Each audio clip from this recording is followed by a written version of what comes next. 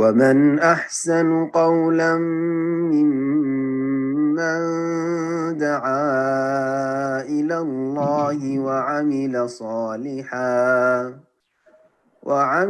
صالحا وقال إنني من المسلمين. মোহাম্মদ ইব্রাহিম, আপনি প্রশ্ন করুন। আসসালামু আলাইকুম ওয়া রাহমাতুল্লাহ। ওয়ালাইকুম আসসালাম ওয়া রাহমাতুল্লাহি ওয়া বারাকাতুহু। জেদ্দা থেকে বলতেছিলাম। জি বলেন। শেখ, কারো পিতা যদি সলাত আদায় করা ছাড়া মৃত্যুবরণ করে, মানে দুনিয়াতে যদি সলাত আদায় না করে মৃত্যুবরণ করে, তার যে সন্তানরা আছে তারা যদি সলাত আদায় করে, তাহলে তারা কি তার পিতার সম্পত্তি থেকে কোনো ভাগ নিতে পারবে? কারণ আমি শুনেছি যে যে সলাত আদায় করে না তার কোনো ওয়ারিশও নেই, আর সেও কারো ওয়ারিশ হয় না। আর ওই পিতা যদি মৃত্যুর আগে তার সন্তানদের পিছনে যা খরচ করে যায় তার ব্যাপারে কিছু বলবেন আর কি। আর মৃত্যুর পরে কি সম্পদের কোনো ভাগ নিতে পারবে সন্তান? আস্তাগফিরুল্লাহ। বিসমিল্লাহ আলহামদুলিল্লাহ ওয়াসসালাতু ওয়াসসালামু আলা রাসূলিল্লাহ ওয়া আলা আলিহি ওয়া সাহবিহি আজমাইন। পিতা যদি বেনামাজি অবস্থায় দুনিয়া থেকে চলে যায়, তাহলে তার ইন্তেকালের পরে প্রশ্ন করেছেন ভাই যে তার ধন সম্পদ থেকে ছেলে মেয়ে যারা নামাজি তারা ভাগ নিতে পারবে কিনা। এই ক্ষেত্রে একমাত্র শাইখ ইবনে উসাইমিন রাহিমাহুল্লাহ তিনি যেই আলোচনা তিনি করেছেন তার হুকমত তারিকিস সালাতে, তাতে তিনি মতই পোষণ করেছেন যে বেনামাজি যেহেতু বড় কাফের, সুতরাং যখন বড় কাফের হয়ে গেল তাহলে আয়ারিসুল মুসলিমুল কাফের ওয়ালাল মুসলিম ওয়ালাল কাফের মুসলিম, মুসলিম কাফের ওয়ারিস হবে না আর কাফের মুসলিমের ওয়ারিস হবে না। এই হাদিসের ভিত্তিতে তিনি বলেছেন যে বেনামাজি বড় কাফের যখন আমাদের কাছে সাব্যস্ত বা স্বীকৃত, আর এই হাদিস দ্বারা প্রমাণিত হলে যে কাফের মুসলিমের উত্তরাধিকারী হয় না, মুসলিম কাফের উত্তরাধিকারী হয় না, সুতরাং এটা হবে না। কিন্তু বাকি সমস্ত উলামায়ে কেরাম, তার মধ্যে যারা বেনামাজিকে কাফেরও বলেছেন, বেনামাজিকে যারা বড় কাফেরও বলেছেন, তারা এই মতটি পোষণ করেননি। সুতরাং এই মতের উপর আমল করার কোনো প্রয়োজন নেই। তারপর আরেকটি বিষয় যে বেনামাজি বড় কাফের না ছোট কাফের, এতে বড় দ্বিমত রয়েছে অধিকাংশ আইম্মায়ে কেরামদের নিকট। বরং চার ইমামের ভিতরে তিন ইমাম শাফি, ইমাম মালিক আর ইমাম আবু হানিফা রাহিমাহুমুল্লাহ জামিয়ান, তিন ইমাম বড় কাফের বলেন, ছোট কাফের বলেছেন। আল্লামা আলবানী রাহিমাহুল্লাহ বলছেন যে না, ছোট কাফের, কুফরুন দুনা কুফর। তাহলে মাসআলায় জটিল ইখতিলাফ রয়েছে। একমত ইমাম আহমদ রাহিমাহুল্লাহ, ইমাম ইবনে তাইমিয়া রাহিমাহুল্লাহ, আর সৌদি আরবের শেখ মাশায়েখগণ, শেখ ইবনে বাজ রাহিমাহুল্লাহ, শেখ ইবনে উসাইমিন, সৌদি আরবের সমস্ত প্রায় ওলামারা বলছেন যে বড় কাফের। তো বড় কাফের হলেও সে তার ওয়ারিস হতে পারবেন কেন, এই বিষয়টি বিস্তারিত অন্যরা কেউ বলেননি এইভাবে। যার ফলে আর তারপরে আমাদের সমাজে তো যারা বেনামাজি, তারা একেবারে বেনামাজি নয় হয়তো।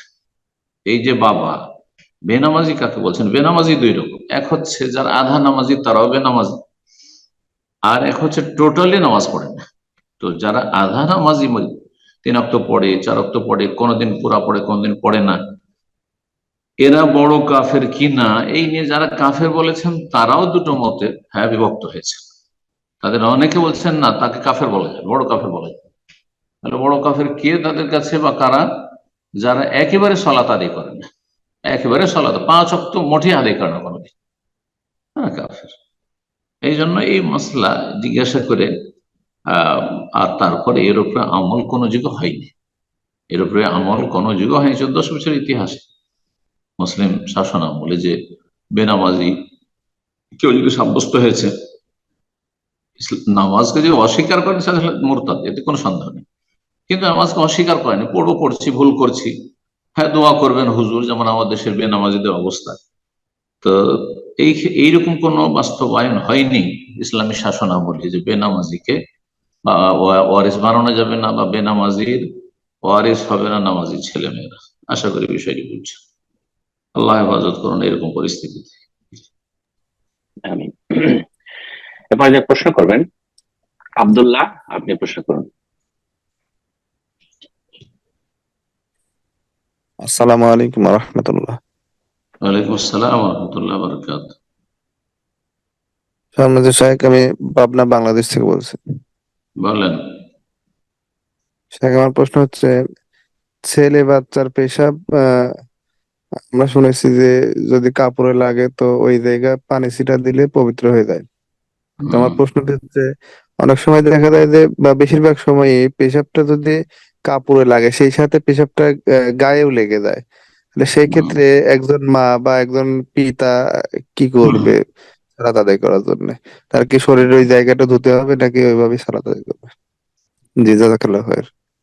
ছোট বাচ্চা বলতে শুধু ছোট বাচ্চা না, বরং বলতে হবে যে দুধ পানকারী এমন বাচ্চা যার মূল খাদ্য বা প্রধান খাদ্য হচ্ছে দুধ, তার খাদ্য যাতে দুধ হয় 2 বছরের ভিতরে হইতে হবে, তার বেশি বয়সের নয়, এবং 2 বছরের ভিতরে তার সিংহভাগ খাবার হচ্ছে দুধ।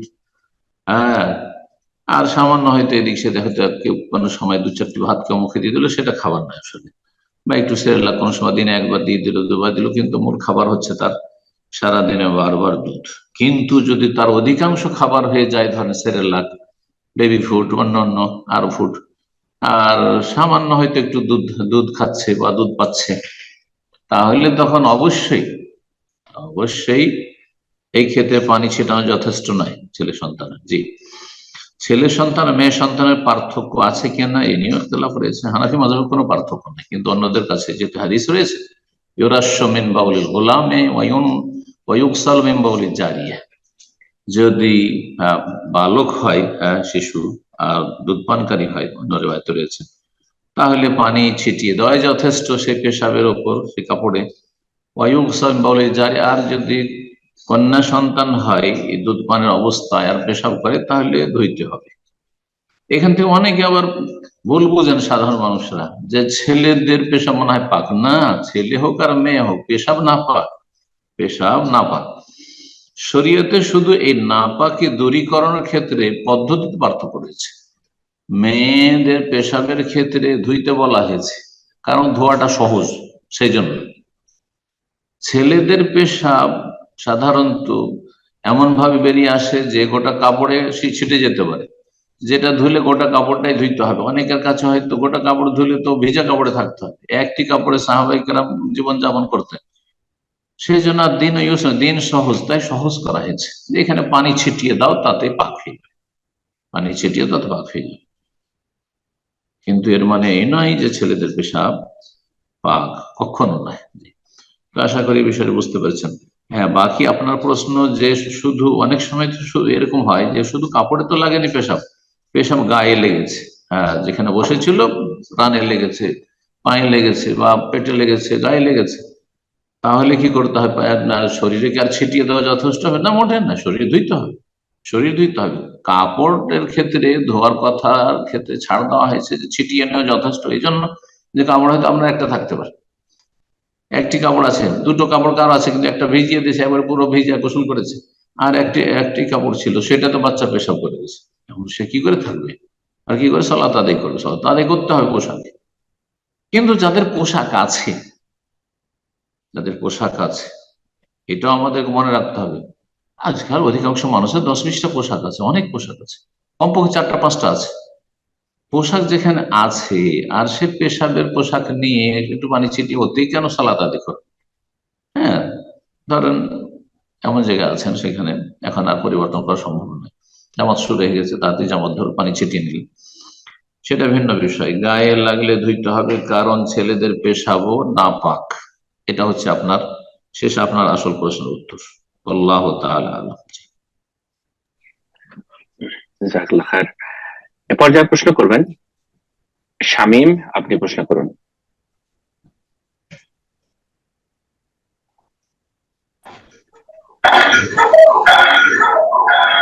আসসালামু আলাইকুম।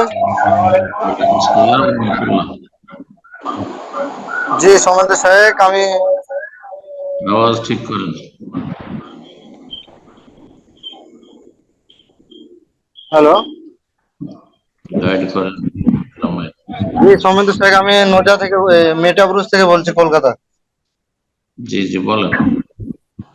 আমার প্রশ্ন হলো, কোন ব্যক্তি জোহরের সালাত মানে ফরজ সালাত মানে পড়তে একটু দেরি করে আসরের টাইম হয়ে গেছে, সেই টাইমে আপনার মসজিদে সালাত আদায় করছে সে ব্যক্তি, অন্তত 2 রাকাত হয়েছে, তারপর মানে আসরের সালাত আহ, মানে মুয়াজ্জিন তাকবীর দিতে লাগলো, ইকামত দিতে লাগলো, তাহলে কি সে নামাজটা ছেড়ে দেবে না ফরজ নামাজটা আদায় করবে, জোহরের ফরজ নামাজটা? ফরজ নামাজ শুরু করে দিলে ছাড়বে না, সেটা পুরা করবে। তারপরে যেহেতু এটাও ফরজ সেটাও ফরজ, আসর যেটা শুরু করেছে ইমাম আর মুসল্লিরা মিলে, আর সে একা সলাত আদায় করছিল, 2 রাকাত হয়েছে বা 1 রাকাত হয়েছে, কিন্তু শুরু করে দিয়েছে, আর তার উপর এটা আগে ফরজ হয়ে আছে আর অলরেডি শুরু করে ফেলেছে, তাহলে সেটা কমপ্লিট করবে। তারপরে যতটা পাবে পড়বে ইমামের সাথে, যতটা ছুটে যাবে পরে কাজা করবে। একমাত্র সলাৎ ছাড়বে সুন্নত নফল ক্ষেত্রে, কোন সুন্নত পড়ছিলেন, নফল পড়ছিলেন, তাহিয়াতুল মসজিদ পড়ছিলেন, আর তারপরে একামত হয়ে গেল, ইজা উকিমাতিস সলাত, যখন সলাতের একামত হয়ে যায়, ফালা সলাতা, কোন নামাজ নেই, কোন সলাত নেই, ইল্লাল মাকতুবা, ফরজ ছাড়া। তো এটা তো ফরজ, এই হাদিসের উত্তর আছে, ফরজ ছাড়া, সে ফরজ জোহর হোক অথবা আসর হোক। হ্যাঁ, সুন্নত চলবে না, ভেতর চলবে না, নফল চলবে না, তাহাজ্জুদ চলবে না, এইসব চলবে না, তাহিয়াতুল মসজিদ চলবে না, ছেড়ে দেন, দিয়ে ফরজ জামাতে লেগে যান। ফজরের সুন্নতে যেমন হানাফিরা করে থাকে, মসজিদে ছড়িয়ে ছিটিয়ে সুন্নত পড়তেই আছে, আর ওইদিকে জামাত 1 রাকাত হয়ে যাচ্ছে, বা রুকুতে চলে যাচ্ছে, বা রুকু শেষ হয়ে যাচ্ছে, প্রথম রাকাত ফতুতে যাচ্ছে না, মোটেই না। সংক্ষেপে হয় সেরে নেবে, আর না হলে সালাদ ছেড়ে দেবে। দ্বিতীয় রাকাত যদি উঠে যায় তাহলে সংক্ষেপে সেরে নেবে, তারপরে প্রথম রাকাতে লেগে যাবে গিয়ে। আর যদি দেখা যায় যে আমি যদি প্রথম রাকাতে আছি সুন্নত ফজরের, আর এইদিকে যদি আমি এই 2 রাকাত পড়তে যাই, তাহলে প্রথম রাকাত শেষ হবে, তাহলে সালাত ছেড়ে দিব অবশ্যই। জি, আল্লাহ সাল্লাতে কোনো নামাজ হবে না ইল্লাল মাকতুবা, ফরজ ছাড়া। তো এই ব্যক্তি তো ফরজ পড়ছে, যেটা আপনি প্রশ্ন করেছেন জোহরের, তবে ইচ্ছাকৃত ভাবে এইভাবে লেট করে তো গুনাহগার। ইচ্ছাকৃত কেউ জোহর পড়েনি, তো এইরকম খেল তামাশা যদি করে, তো ফাওয়াইলুল লিল মুসাল্লিন আল্লাযীনা হুম আন সালাতিহিম সাহুন, ওই সব মুসল্লিদের জন্য, নামাজীদের জন্য দুর্ভোগ, ওয়াইল নামক জাহান্নাম রয়েছে, যারা সালাত থেকে গাফিল, উদাসীন হয়ে থাকে, সালাতের সময় পার করে দেয় একবারে, অথবা শেষ সময়ে পৌঁছে দেয়। জি, অথবা মোটেই জামাতে শরীক হয় না। জি, তো এদের জন্য ওয়াইল রয়েছে। বারাকাল্লাহু ফিক। আমিন। প্রশ্ন করবেন শুভ, আপনি প্রশ্ন করুন। শাইখ, আসসালামু আলাইকুম। ওয়ালাইকুম আসসালাম ওয়া রাহমাতুল্লাহ। বলেন। কেমন আছেন? জি আলহামদুলিল্লাহ। কোথেকে বলছেন বলেন। বগুড়া থেকে বলছিলাম, বাংলাদেশ। আচ্ছা বলেন। আমার প্রশ্ন হচ্ছে, সূরা বাকারা 221 নম্বর আয়াতে আল্লাহ তাআলা বলতিছে, মুশরিক নারীরা ঈমান না আনা পর্যন্ত তোমরা তাদেরকে বিবাহ করো না। ওই আয়াতেই বলতিছে পুরুষদের ক্ষেত্রেও একই। তো আমার প্রশ্ন হচ্ছে, এই বেদাতি যে সমাজ এখন তো সঠিক মানহাজ, সঠিক আকীদার লোক তো তেমন খুঁজেই পাওয়া যায় না। তো শায়েখ, আমার প্রশ্ন হচ্ছে, আমি যদি কোনো পাত্রী দেখতে যাই, তো ওই পাত্রীকে কিংবা ওই পাত্রীর ফ্যামিলিকে কি ধরনের প্রশ্ন করে আমি তার ঈমান কিংবা সহিহ আকীদা এটা কিভাবে বুঝবো, কি ধরনের প্রশ্নের মাধ্যমে, এটা যদি একটু বলতেন শায়েখ। তো প্রথম কথা, আপনি যখন পাত্রী দেখতে যাচ্ছেন অথবা পাত্র দেখতে যাচ্ছেন, তো তার আগে তার বংশধর, তার গ্রামবাসীকে তো আপনি জানবেন, দেখবেন যে এরা কোন আকীদা মানহাজের লোক। যদি দেখেন যে এরা আহলুল হাদিস, তো আলহামদুলিল্লাহ। যদি দেখেন যে এরা প্রচলিত হানাফি, তো হানাফি আবার দেওবন্দিও আছে, বেরলভি আছে। যদি বেরলভি হয়, তো তারা সাধারণত মাজার পূজা করে, মাজারে সেজদা করে। মাজারে সেজদা করাকে তারা জায়েজই না মনে করে, বরং এটা আউলিয়ার শ্রদ্ধা, সম্মান, তাজিমে সেজদা। তাদের কাছে ইসলামী শরিয়তে তাজিমে সেজদা আছে, তারা বড় শিরক করে। তারপরে তারা ওরসে যায়, খাসি মোরগ জবাই করে। এটা যদি জেনে নেন, তাহলে আর ওই পাত্রী দেখার কোনো প্রয়োজন নেই, ওখানে যাওয়ারই কোনো প্রয়োজন নেই। আর যদি জানেন যে দেওবন্দি, তাহলে তারা বেদাত করে, প্রকাশ্যে তারা বড় শিরক করে না, প্রকাশ্যে তাদের বড় শিরক নেই। সুতরাং আপনি এমনি বলবেন যে কেমন করে, না, আপনার ভিতর খোঁজ করার কোনো প্রয়োজন নেই। যদি আপনি ভালো মনে করেন যে তাদের সাথে আত্মীয়তা করব, তাহলে জায়েজ, যেমন অন্যান্য গুনাহগারদের সাথে জায়েজ। অন্যান্য গুনাহগারদের সাথে আপনার আত্মীয়তা করছেন, বিভিন্ন গুনাহে জড়িয়ে আছে, তারপর ঠিক তেমনই বিদআতের গুনাহ আছে, তাদের সাথে আত্মীয়তা করছেন, জায়েজ পরিবার। জি, কিন্তু উত্তম হচ্ছে কোরআন এবং হাদিসের অনুসারী দেখে বিয়ে করার চেষ্টা করবেন। প্রশ্ন যদি করতে চান তো প্রশ্ন করতে পারেন যে আল্লাহ ছাড়া অন্যের কাছে সাহায্য চাওয়া কি জায়েজ অসাধারণ ক্ষেত্রে, বা গায়েব থেকে, দূর থেকে? জি, অলিয়া উলিয়ারা যারা দুনিয়া থেকে চলে গেছেন তারা কি কিছু দিতে পারে? এই দুই একটা প্রশ্ন করলে স্পষ্ট হবে। তারপর আপনার সাথে যদি তাদের আত্মীয়তার গরজ থাকে, তাহলে কি তারা স্বীকার করবে, বলবে? আপনার মতো করে উত্তর দেবেন। এটা কি যথেষ্ট? সুতরাং আগে জানতে হবে যে ফ্যামিলির সাথে আত্মীয়তা করছেন, যে সেই ফ্যামিলিটা কোন আকীদার, ব্যাস যথেষ্ট। প্রশ্ন করবেন মাহদি বিন আব্দুল সালাম, আপনি প্রশ্ন করুন।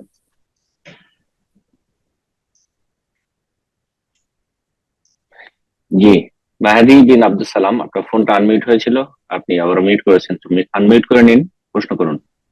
আসসালামু আলাইকুম শেখ, বগুড়া বাংলাদেশ থেকে বলছিলাম। মেহেদি বিন আব্দুল সালাম। জি, আমার প্রশ্ন হচ্ছে, আমার ছোট ভাইয়ের নাম হচ্ছে মিরাজুল। তো আমি গুগলে সার্চ করে দেখলাম মিরাজুল শব্দের অর্থ হচ্ছে রোগী। তো আসলে এই নামটা কি রাখা যাবে? মিরাজুল? হ্যাঁ, মিরাজুল ইসলাম। মেহরাজুল ইসলাম, মেহরাজুল ইসলামের সিঁড়ি, রোগী হয় না। মারাদ মানে রোগ, আর মরিজ মানে হচ্ছে রোগী, মরিদ। হ্যাঁ, আপনি ভুল বুঝেছেন। মরিদ মানে হচ্ছে রোগী, আর মারাদ মানে হচ্ছে রোগ, আর মেহরাজ মানে হচ্ছে সিঁড়ি। এই জন্য নবী সাল্লাল্লাহু আলাইহি ওয়াসাল্লামের আকাশ পথের সফরকে, ভ্রমণকে বলা হয়েছে মেরাজ। জি, আরাজা আরজ মানে হচ্ছে ওপরে চড়া। জি, জাযাকাল্লাহ। সুতরাং কোনো অসুবিধা নেই, শুধু মেহরাজ রাখতে পারেন, মেহরাজুল ইসলাম রাখতে পারেন, মেহরাজুল আপনাদের আরো কিছু রাখতে পারেন। তবে যথাসাধ্য ভালো নাম রাখার চেষ্টা করবেন, আল্লাহর গোলামে যাতে প্রকাশ পায় এরকম নাম বেশি ভালো। জি, জাযাকাল্লাহ খায়ের। পর্যায়ে প্রশ্ন করবেন মুকাম্মাল শেখ, আপনি প্রশ্ন করুন।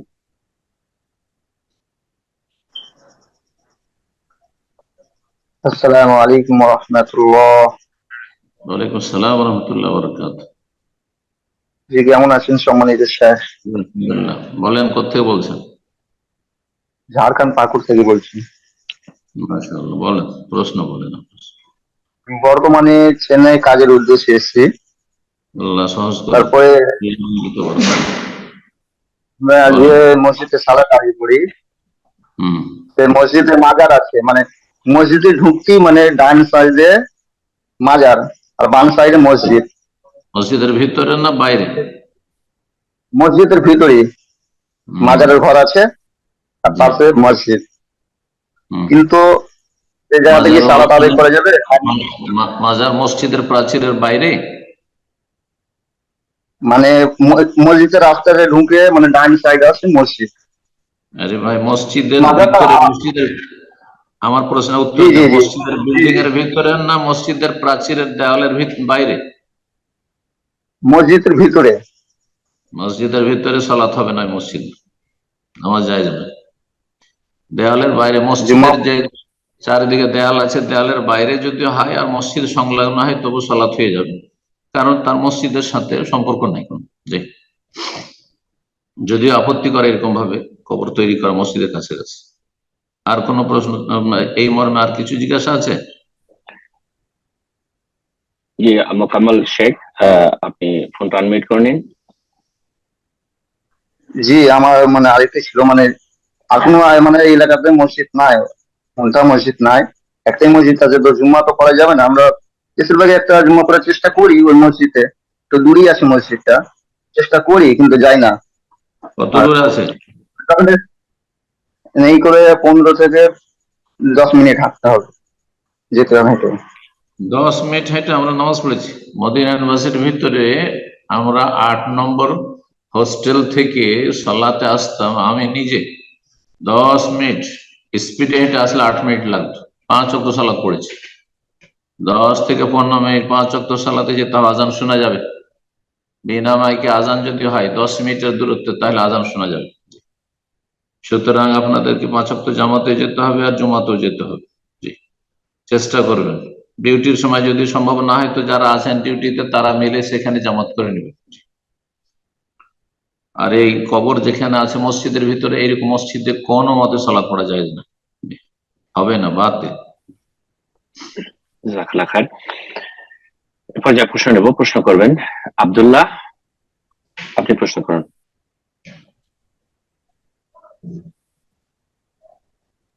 আসসালামু আলাইকুম। ওয়ালাইকুম আসসালাম ওয়া রাহমাতুল্লাহি ওয়া শায়েখ, বারাকাতুহু। বাংলাদেশ ঢাকা থেকে বলছি। বলেন। জি শায়েখ, আমাদের বাংলাদেশে একজন প্রখ্যাত আলেম, উনি একটা হাদিস উল্লেখ করে বলেছেন যে শেষ জামানায় আমার উম্মত পবিত্রতা নিয়ে বাড়াবাড়ি করবে। এটার একটু ব্যাখ্যা জানতে চাই। আর আমরা যখন প্রস্রাব থেকে ফারেক হই, সেক্ষেত্রে পানি অজু করে পানি ছিটাবো সরাসরি লজ্জাস্থানে নাকি কাপড়ের উপরে? জাযাকাল্লাহ খায়ের।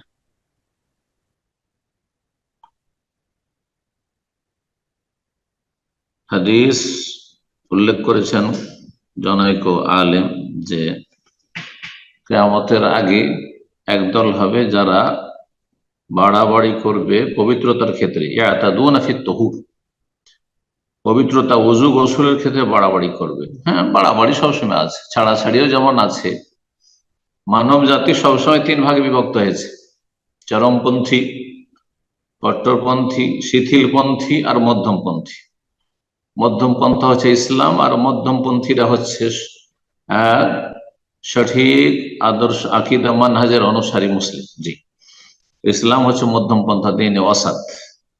ইসলামে 2 সাইডেই রয়েছে গুমরাহি, বাড়াবাড়িও গুমরাহি আর ছাড়াছাড়ির গুমরাহি। তো তাহারাতের ক্ষেত্রে, উযু আর গোসলের ক্ষেত্রে বাড়াবাড়ি হচ্ছে বিভিন্ন রকমের। তার মধ্যে একটি হচ্ছে যে ধরেন উযু ওর অঙ্গগুলি 3 বার করে ধৌত করতে হবে, আপনি 4 বার 5 বার ধৌত করছেন, এটা হচ্ছে বাড়াবাড়ি। আর একটি বাড়াবাড়ি হচ্ছে যে উযুতে আপনার পানি, নবী সাল্লাল্লাহু আলাইহি ওয়াসাল্লাম পানি কতটা নিয়েছেন, কারণ ইয়াতাওয়াদ্দা মুদ্দে ওয়া ইয়াগতাসিল বিসসা, এক মুদ 500 থেকে 600 গ্রাম পানিতে বা 600 মিলি পানিতে নবী সাল্লাল্লাহু আলাইহি ওয়াসাল্লাম উযু করতেন, পুরো উযু। আর 1 সা পানির দ্বারা গোসল করতেন, 1 সা 2.5 থেকে 3 কেজি। হ্যাঁ, তো 3 লিটার পানিতে গোসল করতেন রাসূলুল্লাহ সাল্লাল্লাহু আলাইহি ওয়াসাল্লাম। আজকাল প্রায় লোকই বাড়াবাড়ি করছে। চিন্তা করুন যে উযুতেই চলে যাচ্ছে 5 থেকে 10 লিটার, নলে বইতে আছে একবারে, হ্যাঁ, ফুল বেগে, আর আপনি গোসল করার মতো করে উযু করছেন না। 1 সায়ে গোসল করেছেন আর 1 সায়ে আপনার উযু হয়নি। যে যারা নলে, বিশেষ করে নলকে চালিয়ে দিয়ে উযু করছেন, পড়তেই আছে আর উযু করতে আছেন, হ্যাঁ, তো বাড়াবাড়ি এটি। জি, এই ক্ষেত্রে এই হাদিস মানে হাদিস ফিট হচ্ছে। এরকম গোসলের ক্ষেত্রে 20 লিটার বালতি শেষ হয়ে গেল, আর 1 বালতি পানি ঢাললেন, আর গোসল করেই যাচ্ছেন, পানি ঢেলেই যাচ্ছেন, এগুলো হচ্ছে বাড়াবাড়ি, সীমা লঙ্ঘন। এছাড়া যাদের ওয়াসওয়াস আছে তো আছেই, কিন্তু এমনিও ব্যাপক আকার ধারণ করেছে আজকাল ওযুর ক্ষেত্রে, গোসলের ক্ষেত্রে পানির অপচয়। এতদিন ফিত তাহুর। তারপরে একসময় বেদাতীরা প্রত্যেকটি উযুর অঙ্গের জন্য, হ্যাঁ, ধৌত করার ক্ষেত্রে বা মাসা করার ক্ষেত্রে একটি দোয়া আবিষ্কার করেছে। যেমন সাফা মারার চক্করে 7 চক্করে 7 দোয়া, বেদাতীদের আবিষ্কার। তাওয়াফ 7 চক্করে 7 দোয়া, এগুলো বেদাত। ঠিক তেমনি উযুর প্রতিটি অঙ্গের জন্য দোয়া তারা জাল গড়েছে। এগুলো হচ্ছে সীমা লঙ্ঘন। তো এর বিভিন্ন সীমা লঙ্ঘন রয়েছে উযুর ক্ষেত্রে, গোসলের ক্ষেত্রে। জি, বারাকাল্লাহ ফিক। আমিন। শেখ, ব্রাদার একটা ওযু সম্পর্কিত আরেকটু প্রশ্ন করেছিল, পানি ছিটানোর ক্ষেত্রে, যে ওযুর শেষে পানি ছিটাবেন কাপড়ের উপর, কিন্তু যেখানে নাপাকি লেগে থাকার সম্ভাবনা, নাপাকি লেগে থাকার, যেমন পেশাব করে উঠেছেন আর তারপর মনে হলো যে মনে হয় একটু ফোঁটা বেরিয়ে গেল, হয়তো একটু কাপড়ে লেগে গেল, তাহলে সন্দেহটা তো লজ্জাস্থানের সামনে যে কাপড়, সেই ক্ষেত্রে, সুতরাং সেই সামনে, সেখানে ছিটাবে। এই নয় যে ডান সাইড আর বাম সাইডে ছিটাবে, ওইদিকে কেন ছিটাবে? যেখানে আপনাকে মনে হচ্ছে যে এখানে পেশাব লেগে যেতে পারে 1-2 ফোঁটা হইতে পারে, এই সন্দেহ দূর করার জন্য, ওয়াসওয়াসা যাতে না, ওয়াসওয়াসা রোগী না হয়ে যান, সেই জন্য পানি ছিটাতে বলা হয়েছে। যার ওয়াসওয়াসা নাই, যার সন্দেহ নাই, সে পানি না ছিটলে কোনো অসুবিধা নেই। পানি ছিটানো মুস্তাহাব, পানি ছিটাইতে হবে না এমন কিছু না। আমি পানি ছিটাই না, আমার ওয়াসওয়াসা আলহামদুলিল্লাহ, খুব সন্দেহ হইলে পানি ছিটাবো তখন। জি। আর ইয়াকিন যদি হয় যে আসলে কাপড় নাপাক হয়ে, তাহলে কাপড় বদলে নেবো। জাযাকুমুল্লাহ খাইর। বারাকাল্লাহ ফিক। প্রশ্ন করবেন সাকিব বিন মাহমুদুল, আপনি প্রশ্ন করুন। শাইখ, আমি বাংলাদেশ বগুড়া থেকে বলছিলাম। জি জি জি, ওইটা শুনেছি, আপনার প্রশ্ন বলেন। শাইখ, আমি কিছুদিন যাবত লক্ষ্য করতেছি আমার একটা দিনী ভাই মসজিদের টয়লেটে আর কি, আমি লক্ষ্য করতেছি এই বিষয়টা। সেটা হচ্ছে সে পেশাব করতে বসে সে পানি না নিয়ে সে আর কি টিস্যু পেপার নিয়ে দাঁড়িয়ে একটু ঝাঁকাঝাঁকি করে আবার বসে সে পানি নিচ্ছে। আমি যখন তাকে এই বিষয়টা অবগত করলাম, সে বলতেছে তার প্যান্ট নাকি টাইট, এই জন্য সে আর কি কি আছে, মানে কি আছে, clear করতে ঝাঁকাঝাঁকি করলো। তার জি কি শাইখ। হচ্ছে? জি। শেখ তার প্যান্ট সম্ভবত টাইট, এই কথা বলছে আর কি, যে ও, কারণে। Pant tight, pant tight. জি। তো প্যান্ট টাইটের সাথে তার পেশাবের কি সম্পর্ক যে টিস্যু নিতে হবে? হ্যাঁ, সে আর কি টিস্যু, দাঁড়িয়ে ঝাঁকাঝাঁকি করতে আবার বসে পানি নিচ্ছে, এই বিষয়টা। আচ্ছা, তারপরে সে ওই ঝাঁকাঝাঁকি কেন করবে ওই এদের মধ্যে, বিদাতিদের মধ্যে? হয়তো তার বাপ দাদার তরিকা ধর্মের উপর আছে যে কাশি দিতে হবে, আর তারপরে ঝাঁকানি দিতে হবে, আর ঢিলা কুলুক নিয়ে 40 কদম চলতে হবে, এসব বিশ্বাসী হয়তো হইতে পারে। এটা যদি হয় তাহলে এগুলো বিদাত, এগুলো ঠিক নাই। আর যদি টিস্যু নাই, টিস্যু নিতে পারে, টিস্যু নাই যে কাপড়টা আমার ভিজে যাবে, তো এমনিও আমরাও টিস্যু নিই মুছে নেওয়ার জন্য, যাতে করে আমার কাপড়টা ভিজে না যায়। ইস্তিনজা করার পরে যে পানি লেগে আছে সেটা তো সাথে সাথে শুকিয়ে যাবে না, সুতরাং টিস্যু দিয়ে মুছে টুছে নিলেন আর তারপরে আপনি উজু করলেন, কোনো অসুবিধা নেই। জি। কিন্তু পানি নেওয়ার আগে, পানি ব্যবহার আগে যদি টিস্যু ব্যবহার করে, যেমন কথা শুনলাম আপনার, মনে হচ্ছে এরকম যে পানি নেওয়ার আগে টিস্যু ব্যবহার করছে, তার মানে সে ঢিলা কুলুকের বিকল্প হিসেবে ব্যবহার করছে। তো সেটা ওই তাদের মতে যারা বলছে যে আগে ঢিলা কুলুক আর তারপরে পানি। কিন্তু নবী সাল্লাল্লাহু আলাইহি সাল্লাম, সাহাবায়ে কেরামগণ থেকে এমন কোনো প্রমাণ নেই যে দুটোই তারা জমা করতেন। যখন পানি নেই বা পানির স্বল্পতা আছে তখন পাথর ব্যবহার করতেন, ঢিলা কুলুক ব্যবহার করতেন।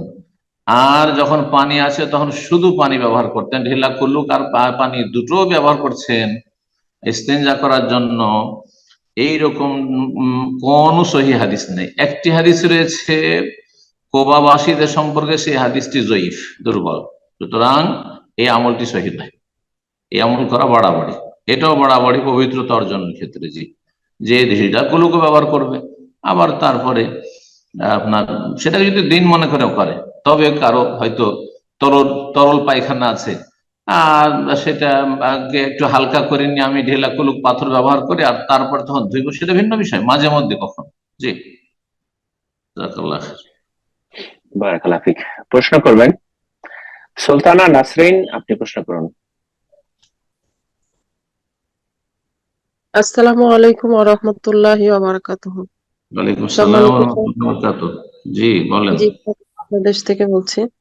জি শেখ, আমার প্রশ্নটা হলো যে এই যে আমরা যে ফরজ নামাজের শেষে সালাম ফেরানোর পরে যে দোয়াটা পড়ি, আল্লাহুম্মা আনতাস সালাম ওয়া মিনকাস সালাম তাবারাকতা ইয়া জাল জালালি ওয়াল ইকরাম, এইটার সঙ্গে যে ফরজ যে দোয়াগুলা আছে এগুলা কি আমি প্রত্যেকটা, যেমন সুন্নত এবং নফল নামাজের পরেও কি সেম বলতে পারবো, নাকি শুধু এটা ফরজের শেষেই বলতে হবে? আবার বেদাত হয়ে যায় কিনা যে সুন্নতের পরে আমি যদি পড়ি? এই যে দোয়াগুলো আছে সালাম ফেরার পরে, যে দোয়া এবং জিকির আজকার, সেগুলি ফরজ সালাতের পরে নবী সাল্লাল্লাহু আলাইহি ওয়াসাল্লাম ফরজ সালাতের পরে পড়তেন, সুন্নত নফলের পরে তাহাজ্জুদের পরে পড়তেন না। ফরজের মধ্যে জুমাও আছে, কিন্তু জুমা সম্পর্কে স্পষ্ট হাদিস নেই। তবে শেখ সালেহ ফজল বলছেন যে জুমাও যেহেতু ফরজ, সুতরাং ফরজ সালাতের পরে নবী সাল্লাল্লাহু আলাইহি ওয়াসাল্লাম পড়েছেন, সেখান থেকে আমরা দলিল নিয়ে পড়তে পারবো। তো এতটুকু তো ঠিক আছে। কিন্তু সুন্নতের পরে, জোহরের আগের সুন্নত পরের সুন্নতে সালাম ফেরার পরে টাইম আছে, তো ওই জিকির গুলো পড়বেন না, এটা শরীয়ত সম্মত নয়। ওলামারা নিজের ইজতিহাদে বলেছেন খুব বেশি বললে আস্তাগফিরুল্লাহ বলতে হবে, কিন্তু তারও দলিল আমার জানা নাই। কিন্তু আমি বেশ কিছু আরব শেখদের কাছ থেকে শুনেছি যে আপনি বললে শুধু সালাম ফেরা সালাম আলাইকুম রহমতুল্লাহ, সালাম আলাইকুম রহমতুল্লাহ, আস্তাগফিরুল্লাহ, কিন্তু আস্তাগফিরুল্লাহ আস্তাগফিরুল্লাহ আস্তাগফিরুল্লাহ পরে তারপরে আল্লাহুম্মা আনতাস সালাম মিনকাস সালাম, তারপরে আল্লাহুম্মা লা মানিয়া লিমা আতাইতা আল্লাহুম্মা আইনি আলা যিকরিকা ওয়া শুকরিকা ওয়া হুসনি ইবাদাতিক, না, এগুলো পড়া সুন্নাত নয়, সুন্নাতের খেলাফ, বিদআত হয়ে যাবে। তো এটা করবেন না, শুধু ফরজ সালাতের পরের এগুলো জিকির আজকার। জি, আল্লাহু আ'লাম, বারাকাল্লাহু ফিক। আমিন। প্রশ্ন করবেন এলমা, আপনি প্রশ্ন করুন। আসসালামু আলাইকুম রহমতুল্লাহ সাহেব। ওয়ালাইকুম আসসালাম ওয়া রাহমাতুল্লাহি ওয়া বারাকাতুহু। জি, বাংলাদেশ গাজীপুর থেকে বলছি স্যার। কেন? যে মানে কাফিরকে কাফির মনে না করা তো ইমান ভঙ্গের একটা কারণ। তো আমার মানে হচ্ছে এই ব্যাপারে ধারণা। ভাই বুঝতে পারছেন, কথা ক্লিয়ার আসছে না কিন্তু। জীবন, আপনার কথাগুলো একটু অস্পষ্ট, আর একটু যদি ক্লিয়ার করে বলতেন। জি, প্রশ্ন করুন। ক্লিয়ার শোনা যাচ্ছে? এখন ক্লিয়ার জি শোনা জি, যাচ্ছে? এখন বলুন। জি জি, ঠিক আছে। জি। মানে কাফেরকে কাফের মনে না করা তো হচ্ছে ইমান ভঙ্গের একটা কারণ। তা আমার হচ্ছে এটা ক্লিয়ার ছিল ধারণা যে মুসলমান ছাড়া অন্য যে কোনো ধর্মের অনুসারী মানুষ হচ্ছে চিরস্থায়ী জাহান্নামী। কিন্তু আমার জাহালতের কারণে আমার একটা ধারণা ছিল যে যারা হচ্ছে আহলে কিতাব ইহুদি নাসারা তাদেরকে সরাসরি কাফের বলা যায় না। এতে কি আমার ইমানে কোনো সমস্যা হবে? ইমান কি পুনরায় নবায়ন করতে হবে? না, তো এখন সংশোধন, আপনার আকীদার সংশোধন না হয়েছে না? যদি জি আপনি ওই জি আকীদাতে স্যার, থেকে এখন যেতেন আমি তাহলে এটা জানতে পেরেছি। এখন কিন্তু সংশোধন স্যার করে একটু নিন, এটাই তওবা হয়ে গেছে। তওবা এই ক্ষেত্রে তওবা হচ্ছে যদি কারো ভুল নলেজ থাকে, ভ্রান্ত আকীদা থাকে, আকীদার সংশোধন করে নেওয়া আর সঠিক নলেজ হাসিল করে নেওয়া, এটি হচ্ছে তার তওবা। যেমন কেউ একটা পাপ করেছিল, পাপটা ছেড়ে দেওয়াই হচ্ছে তওবা, আর তার সাথে তওবা পাঠ ইস্তেগফার করা, এটা হচ্ছে সুন্নত নফল কাজ। সুন্নত নফল কাজ, ফরজ নয়। আসল হচ্ছে যে আপনি গুনাহমুক্ত হয়ে গেলেন, এটি হচ্ছে আসল তওবা। গুনাহমুক্ত হয়ে গেলেন, গুনার উপর অনুতপ্ত হলেন, আগামীর জন্য প্রতিজ্ঞা করলেন যে এরকম গুনাহ করবো না, কিন্তু আস্তাগফিরুল্লাহ ওয়া আতুবু ইলাইহি, আস্তাগফিরুল্লাহ আস্তাগফিরুল্লাহ পড়তে হবে, এটা সুন্নত কাজ। আসল তওবা হচ্ছে সংশোধন। তো আপনার যখন এই ইসলাম সম্পর্কে জ্ঞানটা ছিল, ভুল জ্ঞান ছিল যে যারা আহলে কিতাব মনে হয় তারা যেহেতু মুসা ঈসা আলাইহিস সালাম তাদেরকে বিশ্বাস করতো, সুতরাং তারাকে কাফের বলা যাবে না। না, আল্লাহ কাফের বলেছেন, লাকাদ কাফারাল্লাযীনা ক্বালু ইন্নাল্লাহা সালিসু সালাসা। আল্লাহ বলছেন সূরা মায়েদায় যে ওরা কাফের। হ্যাঁ, ওরা কাফের যারা বলে যে আল্লাহ তিনের তৃতীয়, মানে তৃতীয়বাদে যারা বিশ্বাসী। আর খ্রিস্টানরা তৃতীয়বাদ বিশ্বাসী। হ্যাঁ, ইহুদিদেরকে আল্লাহ কাফের বলেছে, যারা ইত্তাখায আল্লাহু ওয়ালাদা বলেছে। হ্যাঁ, আল্লাহ সন্তান হচ্ছে উযাইর, তারা কাফের। তো আল্লাহ রাব্বুল কোরআনে কাফের হচ্ছে, আপনি কোরআন অস্বীকার করবেন যদি আহলে কিতাব ইহুদি নাসারাকে কাফের না মনে করেন। তারপরে তাদের মধ্যে বড় শিরক আছে, সুতরাং মুশরিক তারা। জি, তারপরে রাসূলুল্লাহ সাল্লাল্লাহু আলাইহি ওয়াসাল্লামের প্রতি ঈমান নিয়ে আসেনি। একজনকে মুসলিম হওয়ার জন্য দুটো বাক্যের শাহাদাত দিতে হবে, লা ইলাহা ইল্লাল্লাহ আর মুহাম্মাদুর রাসূলুল্লাহ, আশহাদু আল্লা ইলাহা ইল্লাল্লাহ ওয়া আশহাদু আন্না মুহাম্মাদান রাসূলুল্লাহ। যদি শিরক মুক্ত থাকে কোন কিতাবে, তারপরও সে রিসালাতে বিশ্বাসী নয়, সুতরাং নিঃসন্দেহে কাফের। আপনি কি মনে করেন যে কি মুহাম্মাদুর রাসূলুল্লাহকে রাসূল নাম মনে করে শুধু লা ইলাহা ইল্লাল্লাহ দিয়ে জান্নাত যাবে? কোনোদিন জানা যাবে না, কোনোদিন জানা যাবে না। জি, ঠিক। এখানে মনে রাখতে হবে যে কোন ইহুদি খ্রিস্টান এমন নেই যে মোহাম্মদ রাসূলুল্লাহ সাল্লাল্লাহু আলাইহি ওয়াসাল্লামকে রসুল হিসেবে বিশ্বাস করে, বলে যে সে আরবদের রসুল, আমাদের নাই, আমাদের রসুল নাই। তো এই জন্য তারা কাফের। যেমন মুশরিক পত্তলিকরা কাফের, যারা আল্লাহ ছাড়া অন্যকে ডাকে তারাও কাফের মুশরিক, ঠিক ওই রকমই আহলে কিতাবও কাফের। সংশোধন হয়ে গেছে, আলহামদুলিল্লাহ, আল্লাহ শুকরিয়া আদায় করেন। জাযাকাল্লাহ খায়ের। না, আশা করি বোন আপনার এই বিষয়ে প্রশ্ন ক্লিয়ার আছে। আর যদি আপনার কিছু আরো বলার থাকে সেম কোশ্চেনে আপনি কথা বলতে পারেন। জি, এলমা। জি, জি জি স্যার। আপনার কথা শোনা যাচ্ছে না, আপনি মাইকটা ঠিক করে নিন। জি, এখন বলুন। আমার মনে হয় উত্তর হয়ে গেছে। মা পাঠ জি, করলে কি অর্থ বুঝে? জি, আপনার কথা অস্পষ্ট, আপনার কথা ভেঙে ভেঙে যাচ্ছে এবং আপনার কথা শুনতে পাচ্ছি না। আপনার উত্তর হয়েছে তো? এখন কি শোনা যাচ্ছে? এখন কি শোনা যাচ্ছে? না, জি জি, বলুন। আমি যা বললাম আপনি শুনেছেন, উত্তর হয়েছে তো? উত্তর জি স্যার, জি স্যার শুনেছি, কিন্তু মানে এটার পরে আমি একটু মানসিক অশান্তিতে ছিলাম যে মানে যদি কোনো সমস্যা হয়ে থাকে এই ধরনের ক্ষেত্রে, তাহলে হচ্ছে আমি যদি তাওবা পাঠ করে অর্থ বুঝে কালিমা পাঠ করি তাহলে কি ইমান নবায়ন হয় কিনা, নাকি আরো কিছু করতে হয়? কালেমা কালেমা পাঠ করা বাড়াবাড়ি, কালেমা পাঠের দরকার নেই। একজন মুসলিম কবরে সেজদা করছে, সে বুঝতে পারলো যেটা শিরকের কাজ, আমি মুশরিক ছিলাম, হ্যাঁ আমি তওবা করলাম, জীবনে আমি যাব না, জীবনে আমি আর এই মাজারে যাব না এবং এই বিশ্বাস রাখি না, এটাই তার তওবা। বললাম তো যে আস্তাগফিরুল্লাহ পড়া বা তওবা পড়া এটা হচ্ছে সুন্নত কাজ। জি, আসল হচ্ছে অন্তরের তওবা, অন্তরের তওবা আর আমলের তওবা। আমলে পরিবর্তন আর অন্তরে যে ভ্রান্ত বিশ্বাস আছে সেটা পরিবর্তন, সংশোধন। এটা তওবা আপনার হয়ে গেছে। কালিমা লা ইলাহা ইল্লাল্লাহ পড়তে হবে। একজন মুসলিম যদি ঈমান ভঙ্গ করে তাহলে তাকে আবার লা ইলাহা ইল্লাল্লাহ পড়ে মুসলমান হইতে হবে, অমুসলিমের মতো না, এরকম বিষয় নাই শরীয়তে, আসলে এরকম বিষয় শরীয়তে নেই। জি, সে বেশি বেশি জিকির আজকাল করবে সেটা ভিন্ন বিষয়, কিন্তু আবার কালিমা পড়ে তাকে ইসলামে প্রবেশ করতে হবে এমন বিধান নেই শরীয়তে। জি, জাযাকাল্লাহ খাইর। তো প্রশ্ন করবেন ওয়াদুদ সিয়াম, আপনি প্রশ্ন করুন।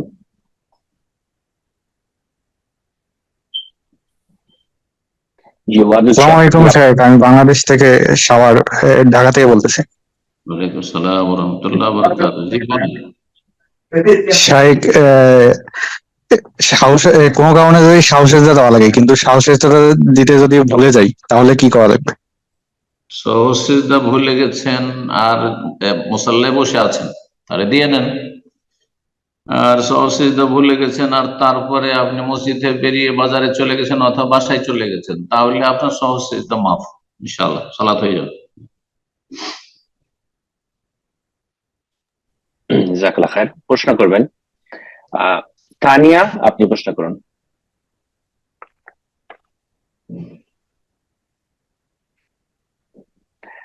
তানিয়া, ফোনটা আনমিউট করে নিন, প্রশ্ন করুন।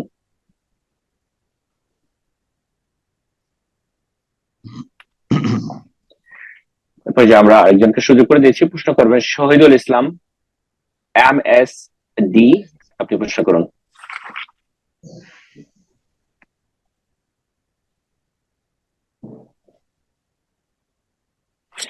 জি, শহীদুল ইসলাম। আচ্ছা তানিয়া, আপনার ফোন আনমিউট হয়েছে, আপনি প্রশ্ন করুন। আর শহীদুল ইসলাম, আপনি একটু অপেক্ষা করুন ইনশাআল্লাহ। তানিয়া প্রশ্ন করুন। আসসালামু আলাইকুম। ওয়ালাইকুম আসসালাম ওয়া রাহমাতুল্লাহি ওয়া বারাকাতুহু। জি শেখ ভালো বলেন। আছেননি? জি আলহামদুলিল্লাহ। বলেন, কোথায় বলছেন? ঢাকা থেকে। আচ্ছা বলেন বলেন, প্রশ্ন আপনার।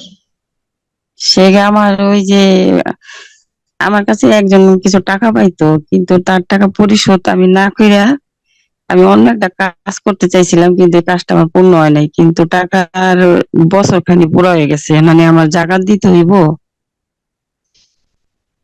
টাকা, টাকার জাকাতের আগে টাকা কতদিনে তাকে দেওয়ার কথা ছিল আর আপনি দিচ্ছেন না কেন? তো এটা তো একটা বড় কাবিরা গুনাহ করছেন আপনি। আপনার জাকাতের চিন্তা হচ্ছে অপরের টাকায়, আর এই চিন্তা হচ্ছে না যে আপনি এই ঋণের বোঝা নিয়ে যদি মারা যান, যে কোনো সময় মত আসতে পারে, তো জান্নাত পাবেন না? শহীদও জান্নাত পাবেন না। শহীদের জানাজা পড়েননি নবী সাল্লাল্লাহু আলাইহি সাল্লাম, সাহাবায়ে কেরামদের জানাজা পড়েন, শহীদের তো জানাজা নেই, সাহাবায়ে কেরামদের জানাজা পড়েননি যদি ঋণ থেকেছে। হাল আলাইহি দাইনুন, এর উপর কি ঋণের বোঝা আছে? যদি বলা হয়েছে ফাইন কিলা হ্যাঁ আলাইহি দাইনুন ওয়াসাল্লু আলা সাহিবিকুম, এর জানাজা তোমরা পড়ো, আমি পড়বো না, কত বড় অপরাধ। রাসূলুল্লাহ সাল্লাল্লাহু আলাইহি ওয়াসাল্লাম জানাজা পড়েননি। এই অবস্থায় যদি আপনি বা কেউ ঋণ নিয়ে, এরকম ঋণের বোঝা নিয়ে মারা যায়, রাসূলুল্লাহ সাল্লাল্লাহু আলাইহি ওয়াসাল্লাম থাকলে জানাজা পড়তেন না। বুঝা গেছে? সাল্লু আলা সাহিবিকুম, এই মারাত্মক বিষয় এটি। আমাদের মুসলিম ভাইরা, এমন কি আমাদের দ্বীনি সার্কেলের ভাইরা এই ধার কর্জার ক্ষেত্রে একেবারে উদাসীন। এটা মোটে হওয়া উচিত না। সবসময় প্রস্তুত থাকতে হবে মরণের জন্য, যে কোনো সময় মত আসতে পারে। কেন পরের টাকা নিয়ে আমি নাকে তেল দিয়ে ঘুমাবো? নিজের সংসারের কাজ করছেন, নিজের সমস্ত কাজ করতে পারছেন, আর ঋণ পরিশোধ করছেন না। 1 বছর পরে আপনি টাকাটা দেবেন, 1 বছরের টাকার মান কত নিচে চলে গেছে দেখুন তো আপনি দেশের প্রেক্ষাপটে। জিনিসপত্রের দাম কত বেড়ে গেছে, আপনি তো অতটা টাকা দিবেন তাকে। যারা 5 বছর 7 বছর দিচ্ছেন না, অনেকে তো দিচ্ছেনই না, আল্লাহ হেদায়েত করুক, না চাইলে নাকি দেবেন না। না, সময় নির্ধারণ করতে হবে, 3 মাসের জন্য নিচ্ছি, আর 3 মাসের মধ্যে তার আগে ফিরিয়ে দিতে হবে।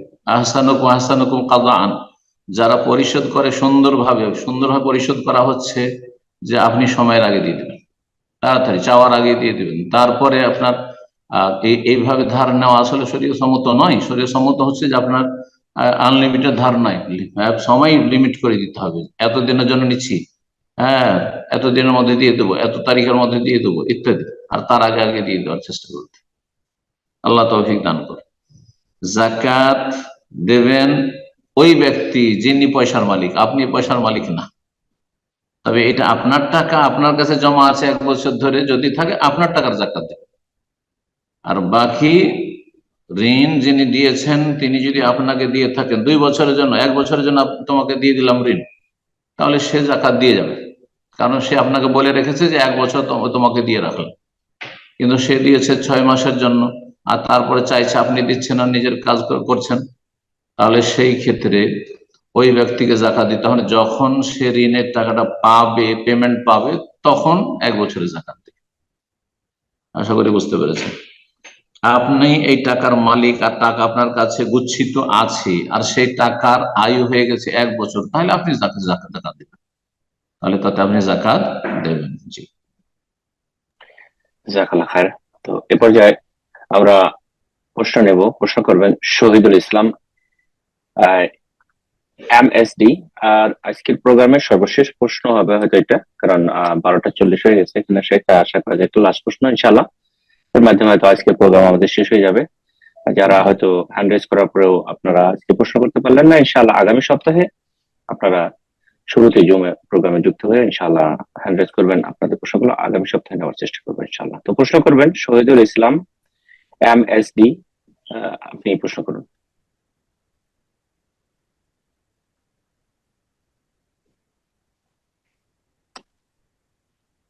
জি, শহীদুল ইসলাম, MSD, আপনি যদি লাইনে থাকে প্রশ্ন করুন। আপনাকে সর্বশেষ লাস্ট সুযোগ দিচ্ছি, আদারওয়াইজ আমরা আরেকজনকে সুযোগ করে দেবো শেষ প্রশ্ন ইনশাআল্লাহ।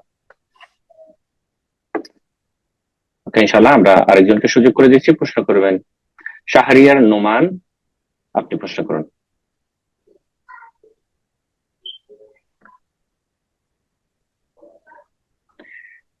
শাহরিয়ার নোমান, জি আপনি প্রশ্ন করুন। ফোনটা আনমিউট করে নিন, প্রশ্ন করুন।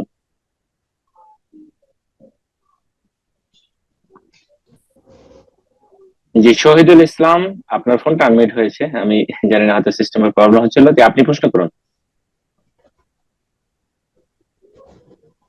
শহীদুল ইসলাম, আপনার ফোনটা আনমিউট হয়েছে, প্রশ্ন করুন।